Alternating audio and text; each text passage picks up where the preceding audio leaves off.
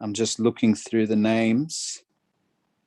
If you're from Liverpool Church, can you put your hand up or turn your camera on or just say hello? If we have some people here. Hi. Who was that? Josephine. Josephine, hi, how are you? Good, how are you? Welcome. Thanks for having us. No, but very happy to have you guys. Welcome. Hi. You got Abuna Antony too. Yeah. Perfect. Is he on the line as well, Abuna? Yeah, he's there. His iPad too. Oh, iPad too. Abuna, sorry. Hey. Sorry. How are you? How are you, Abuna? Good, you as well? We Thank had God, a few on, but they dropped off. Oh, no, that's all right. I've seen Sammy as well. Sammy Israel. There was Marco. Welcome. Marco, welcome. Now, welcome to everyone. We'll get you to bless us to start in a moment, Father. I'll just introduce قبل عادي يا ابونا. tonight. قبل هذه بونا. واتسك وحشنا خالص. وانت اكتر. Where's your picture? لا ما فيش picture. Actually, you won't see me. If I put a picture, you won't see me. بص اهو قاعد في أوضة ضلمة. I love you. يلا تفضل يا تيمي. Sorry. Thank you for having us. Abuna Joshua, you're really making the most of the isolation, going in dark rooms. Well done. I've got George with me as well. نصيبة. Hello, George. يلا خلي أبونا يصلي لنا. أبونا please start. Pray. واتسك تفضل. نصلي. هم صلوا بالتالي. We just start the meeting. In the name of the Father, the Son, and the Holy Spirit, one God, amen. We're blessed with Anthony Mansour tonight speaking to us about probably a very relevant topic given the circumstances we're in, but spiritual lockdown. Anthony, I'll give the mic to you and remember us in your prayers. Everyone, can you hear me? You hear? Yeah, you're good. The spotlight, excellent. Okay, so hi everyone. It's been a while since I've seen most of you guys, and it kind of took me back to when this first started and this Zoom thing started, and the beginning how excited everyone was to see each other, and then by the end of it, we just hated the word Zoom. Everyone got over it, and we just couldn't wait to get back to church. So what I'm going to talk about today is this, this spiritual isolation or this spiritual lockdown that people have or people see or people are going through at the moment. And what I'm going to do is I'll keep it nice and brief. We've spent enough times on our screens in the last couple of days, or I have just finished work about 15 minutes ago. So it's like, I can't wait to get off this computer. So, but we'll start with this idea of what we learned from last spiritual lockdown to this one, and being limited to what we can and can't do, and what can we learn, what can we do different this time. And the beauty about doing things the beautiful thing about this lockdown, it's we're able to do things a bit different this time. So it starts again, like we're being limited to what we can and can't do, and who we can see and where can we go and all that kind of stuff. But what it has given us, it's given us time. It's given us this more time than ever, where previously we were fighting for time. So the question that I asked myself as soon as I had this time to myself, and where previously I didn't want to be out and about or doing other things or work or service at church or whatever it is that what am I going to do with this time? And people that I'm close to, I'll always talk to them about, I wish I had more time to do things, or I wish I had more time to serve, I wish I had more time to read or to learn more hymns or to do other services, etc., etc. And I got given this time now. So the question that I feel like God's asking me now is that, well, everything's closed. You have all this time in the world. Now, what are you going to do with this time, this extra time that you have? And that's the biggest question that, or the biggest thing that's very, very confronting is now that you're alone and you have all this time in the world and all these things that you could possibly do with it. What are we doing with it? So there's been, when we go through our lives and we go, okay, what do I have now? Or before I didn't have time to pray, now I do. Before I didn't have time to read the Bible, now I do. Before we had to make time, but now we just have it. And it's changed the complexity or the simplicity of how we do things. So now we're in this bubble of just me, where before I could keep myself busy to get away from myself, or to avoid things, or to put things that spiritually bring me down on the side, where I could just go, I could deal with it later, or I could pray about it later, or I could do things later. But that's not what it is. And what's come apparent to me is that going through the Bible, there's been many times where this has happened, where prophets or people have been put in isolation after a testing time, or things have been going good and things happen that take them away from what they're used to. And how different people, or how different prophets, or how different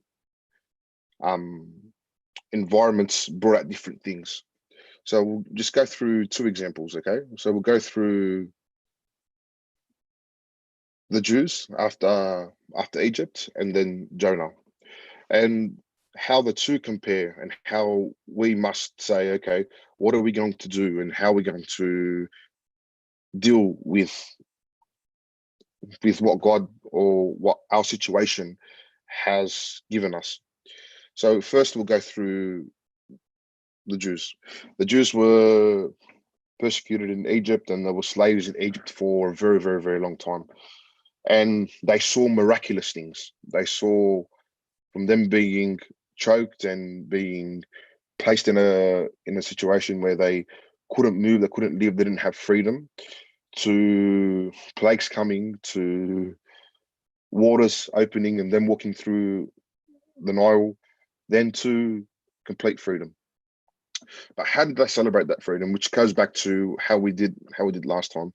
And it was a conversation that many servants that I spoke to, and many fathers that I spoke to, or just congregation members, that just the church community in general, how they were saying, oh, we can't wait to get back to church, or we can't wait to have our freedom back.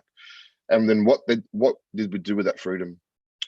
With that freedom, we got lazy again, and we didn't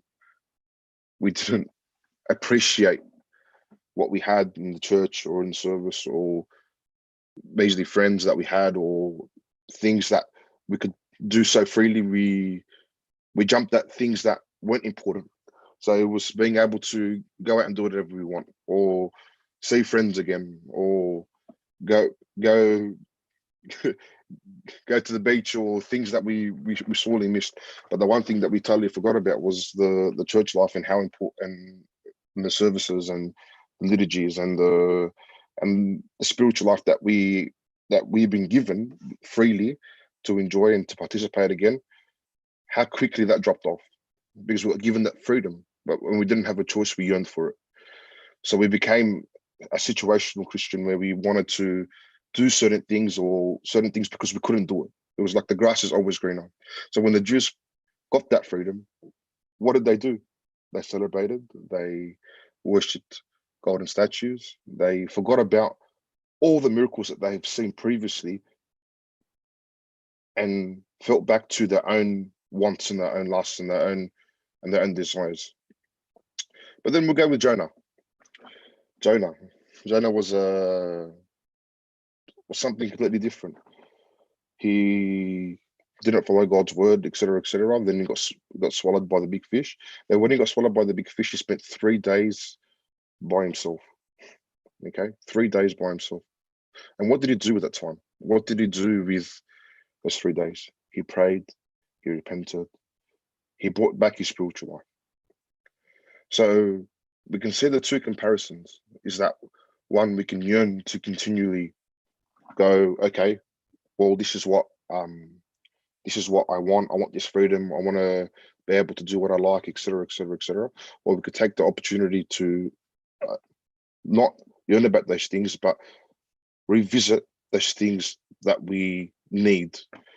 Not forgetting about, not going back to the whole, this is the law and this is what I need to do and this is what I want to achieve, but go back to, no, this life with God, this basic life with God, this yearning to be with him, this yearning, this opportunity to read, this opportunity to read my Bible, this opportunity to continually pray, this opportunity to switch off and have that time to myself to actually reflect about those things that I was hiding, those things that I was running away from previously.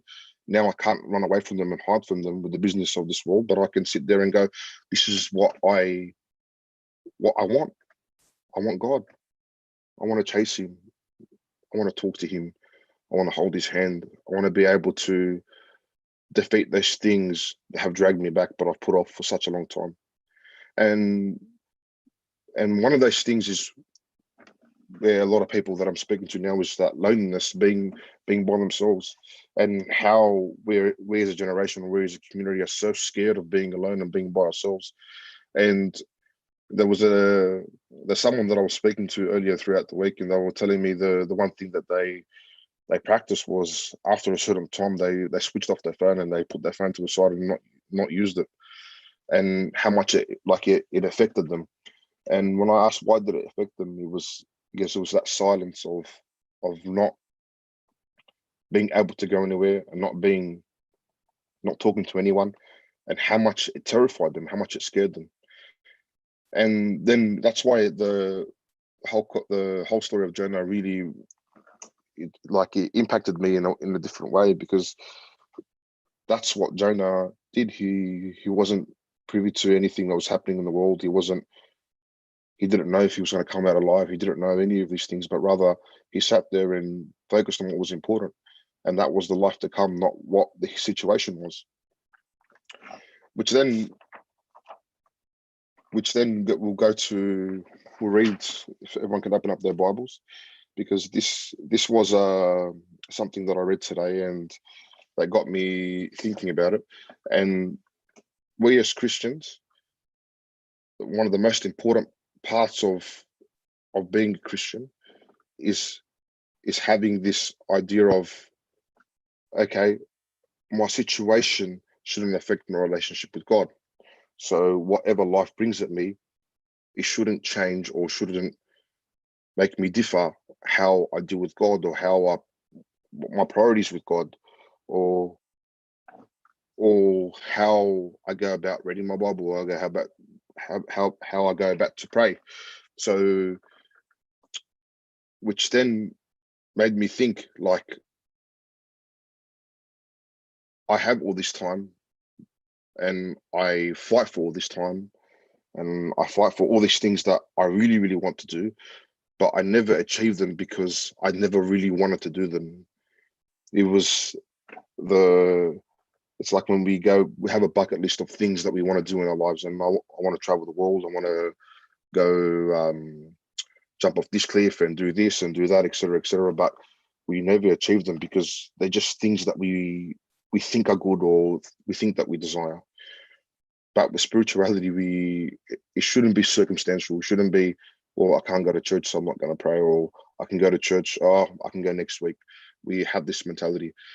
And St. Paul brings out this idea, and his life brings out this idea of how our choices are what make us Christian, and how we choose to be with Christ, and how we choose to be with him, how we choose to suffer, and how it shouldn't be based purely on our circumstances. It shouldn't be based purely on how good life's going, because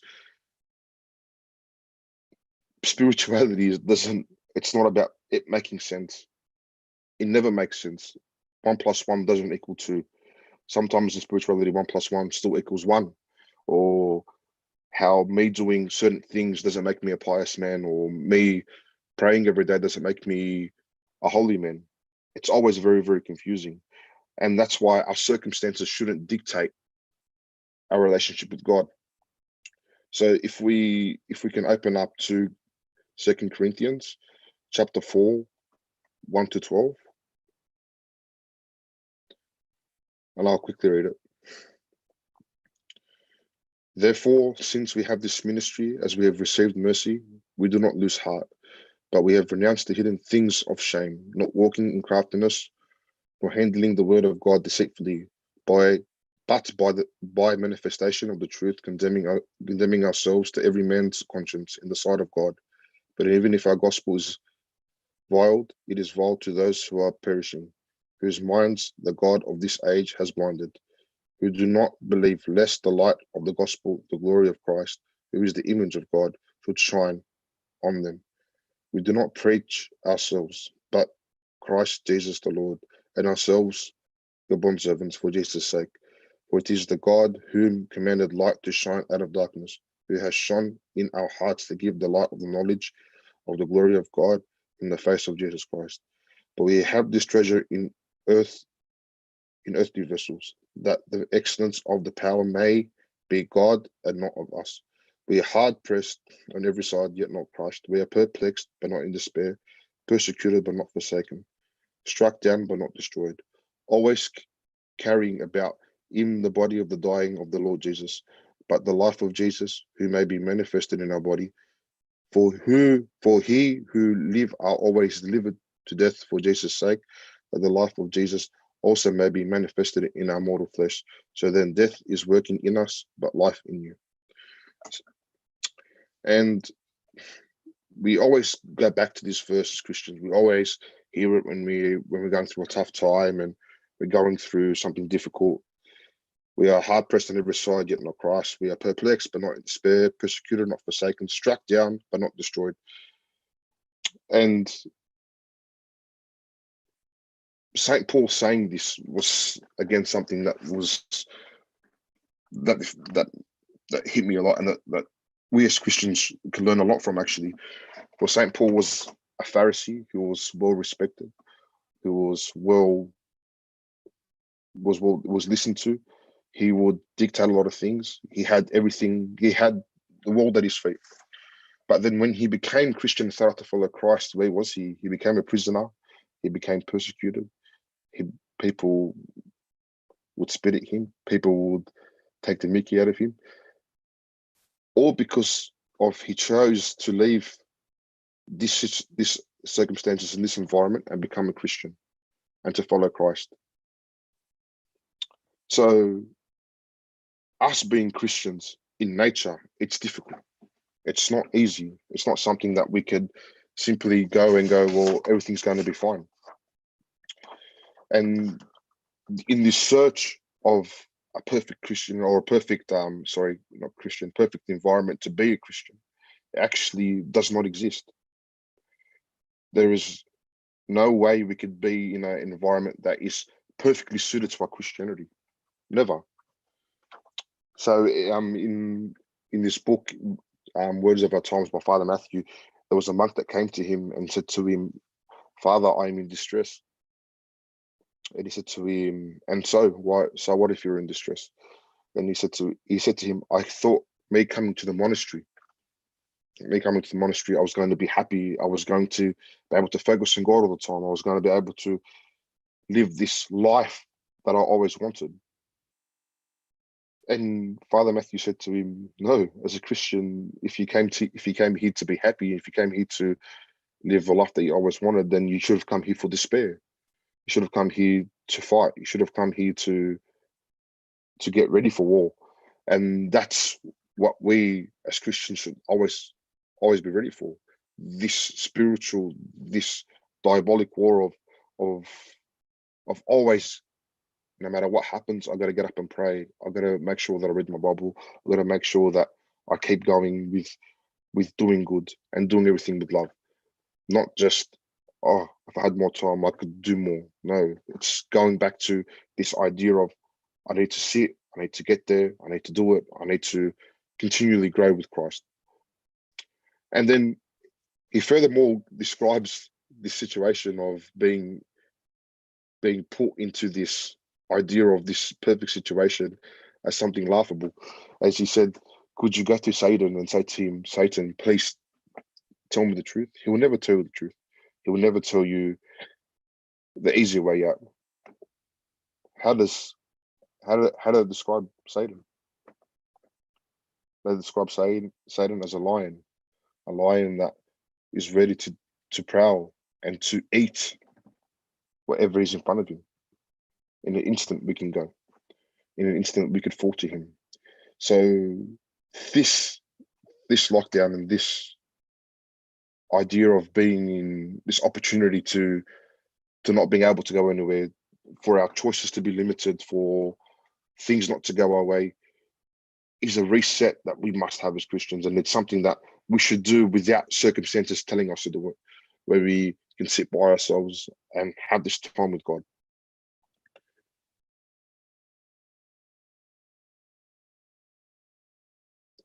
So then, when we're given this opportunity and when we're given this ability to do so, we can not just dream about being a better Christian or having a better relationship with God, but actually do it. Let's not be like the Jews that once we go through this tough time or go through this period of being alone or being by ourselves or being stuck in one place, that we go out and we finish it and we celebrate in a worldly manner, where we celebrate with fatted calves and with golden images, because this time we may never get again. This time with God, we may never be able to experience or have this time again. Instead of us worshiping Netflix and we're going through seasons and seasons and seasons and seasons of a TV show, or instead of us walking only exercises, walking between my room and the fridge, or being stuck in this mindset of scrolling through Facebook for 3-4 hours because there's nothing better to do. Well, there is something better to do. There is something better we can do with the time. There is something better that we can watch. There is someone that who needs an ear, someone that we can talk to. There's always something better to do as Christians. There is no such thing as me doing nothing or me sitting there waiting for God to come to me. No, my friends, we need to truly get up and really search for God, really fight for him, really in our prayers, tell him that we're struggling, tell him that I don't know what to do with my time, tell him that I hate reading the Bible and I need to learn to love his word again. This is the time to do it, because this time again we'll never get again. This time of being by ourselves, this time of being with family, this time with being alone with yourself, and to truly look yourself in the mirror and look yourself in the eye and say, well, Anthony, look what I've been doing for the last year and a half. Look how I wasted my time. Look what I could have done with myself. Look how I could have given God more.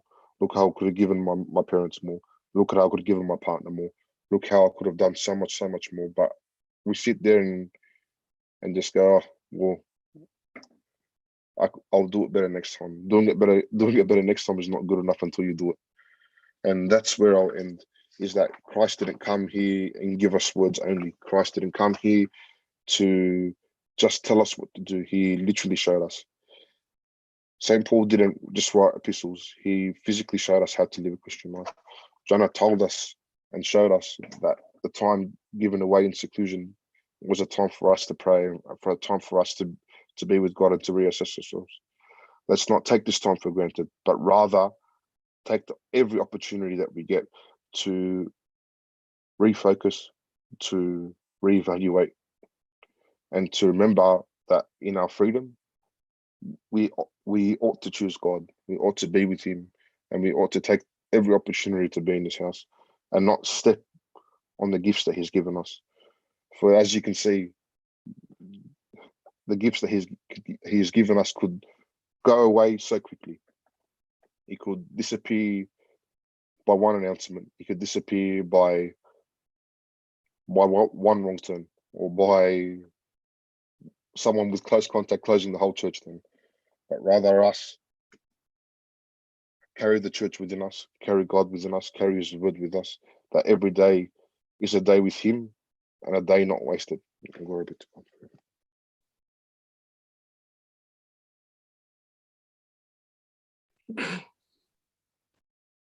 Thanks, Anthony. Thanks so much for that lovely message. Before we move on, does anyone have any questions or any points of discussion or anything they'd like to add to those lovely words?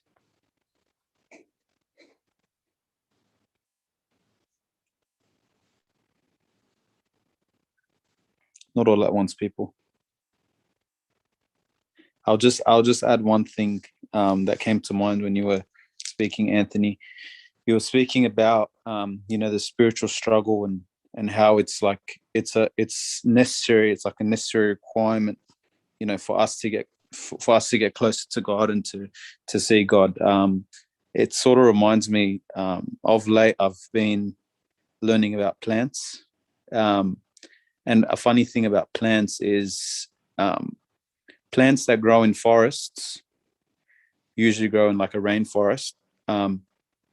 If they're planted out in the open, they don't grow to their full height because there's no competition around it for it preventing the tree or the plant getting light. So it sort of reminds me of what you were saying. If there's no struggle around us, then, or there's no pain, or there's no anguish of some sort, we can't grow to our full potential.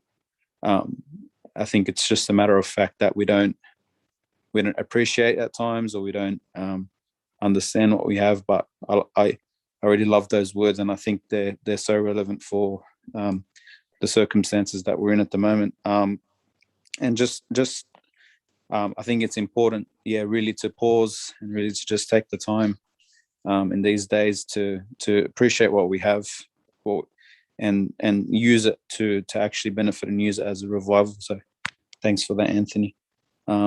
Father, do you have anything you'd like to add? I believe Father Antony is still with us.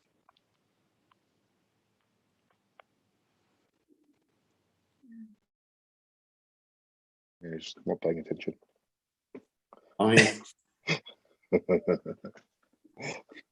Father, would you like to add anything? Just like something small, that these opportunities that we have are actually golden, because we discover what we've lost. We discover how we can truly pray. We discover how we can truly read in depth with concentration.